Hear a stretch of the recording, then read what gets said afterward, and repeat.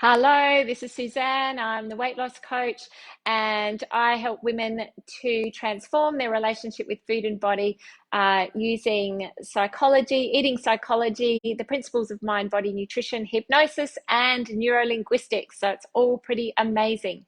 What I wanted to talk to you today about is how to feel fuller for longer, the quickest way to feel fuller for longer, because that's something that my clients will come to me and say, Suzanne, I'm hungry all the time. I can't stop snacking. And, I want to minimize how much I'm eating. So the quickest way to feel fuller for longer is actually to slow down. And I know that sounds quite counterintuitive, but when we're eating fast, our body takes that as being in a stress response. So the significance of that is when our body is in a stress response, it creates cortisol and insulin, and those two things signal the body to store weight, not build muscle and hold on to fat, which is exactly what you don't want to have happen.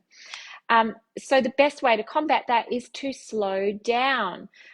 But oftentimes our speed of eating, if you're a fast eater, reflects the speed of life that you're currently working through.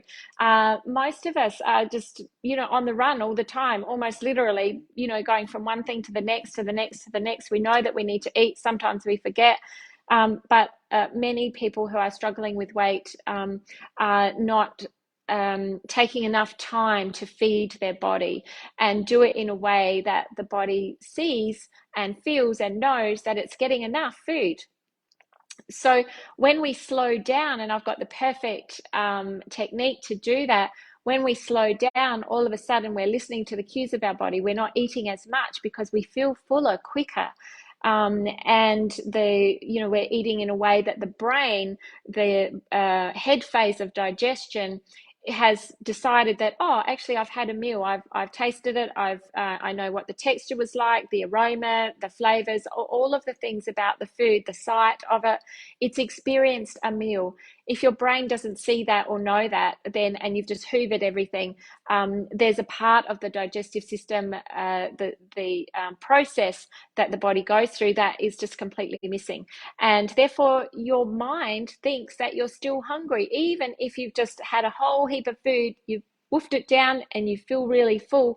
You might still be going back to the cupboard. This doesn't happen for everyone, but if this is for you, if it is happening for you, then I would ask you to simply bend some time in your day, create some space to feed and nourish your body. So slow down. So a really easy way to do this is a technique that I've called breathe, eat, repeat. And simply all you do is, before you sit down to your meal, breakfast, lunch, and dinner, every meal, I want you to take 5 deep breaths. That's all. Nice big deep breaths. I want you to be present with your meal, sitting in front of it, no screens, no TV, no phone. A couple of long deep breaths. What that does, it slows everything down. Your digestive system is going to work better.